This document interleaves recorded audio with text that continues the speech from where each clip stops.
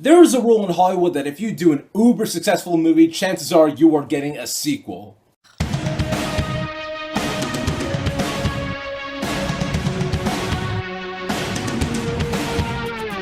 Iron Man 2. Iron Man 2 is the sequel to Iron Man 1. I will say this about Iron Man 2. Iron Man 2 is one of those cases where it's bigger than the first movie, but it's not necessarily better.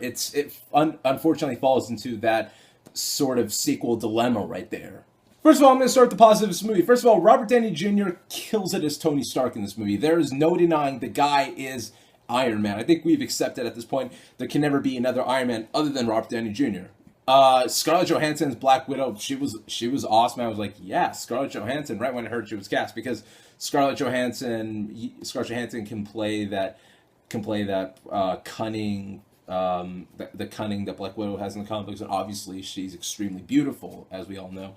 And Sam Rockwell as Justin Hammer. The dude stole the show in this movie. I loved Sam Rockwell as Justin Hammer because basically he is Tony Stark's evil doppelganger, but he wants so badly to try to be as cool as Tony Stark. And that is pretty risky because in the comic books, Justin Hammer wasn't like that. Justin Hammer was this old man who was more in competition with Tony Stark's father than Tony Stark himself. And in this movie, they make him in competition with Tony Stark and make him a whole lot younger. And I was like, that is risky. But it's Sam Rockwell. And Sam Rockwell's a part of it, then chances are it's going to be good. And the effects look awesome, and the action, two of the big action sequences in this movie, they're pretty awesome, aside from a really anticlimactic end fight, which it ended way too quickly, man. But the action's still enjoyable to say. At least in the Avenger stuff makes you geek out even more. Especially that there are some references in this movie that they haven't addressed yet in the Marvel Cinematic Universe. But if you're a comic book fan, you can find them easily and just be like, "Oh shit, I never caught that before. That's awesome." All right, so the story of Iron Man 2 is that it takes place 6 months after the events of Iron Man 1, and like you said, Tony Stark is in peace. He's living the rock star life, except for the fact that the government wants to take his suit away, and they want the government to use the Iron Man suit. At the same time, you got Whiplash, who has a vendetta against Tony Stark's dad and wants to destroy the Stark legacy, and at the same time, Tony Stark is dying.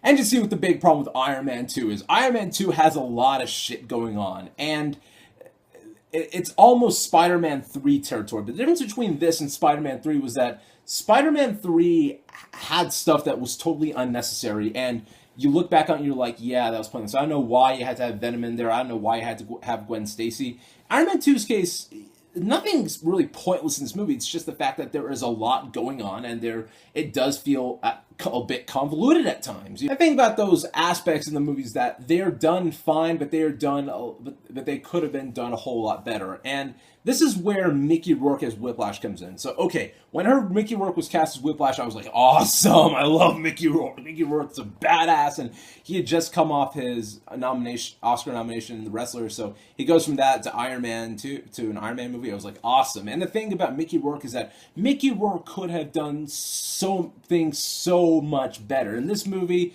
they just made him an evil, generic Russian bad guy. You know what I mean? And I feel like Mickey Rourke could have done something a whole lot better. And then he had a recast. Okay, I usually don't hate recasts that much as long as I feel like that the actor who replaced them did a better job than the previous actor. In this case, Don Cheadle replaced Terrence Howard as Rhodey and War Machine. And okay, I'm going to say this right here. I don't like Don Cheadle as War Machine. I just don't. Okay, I have nothing against Don Cheadle. He's a great actor. I've seen him in a lot of stuff where I was like, he's an awesome actor. Even when I heard he was cast as War Machine, I was like, awesome. He's an awesome actor.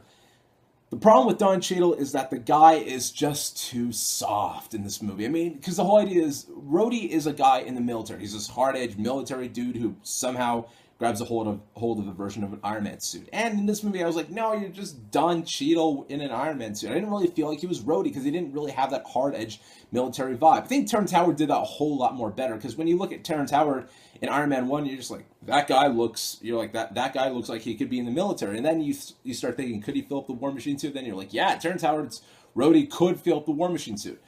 Just not Don Cheadle's War Machine. I just didn't really feel like he was War Machine.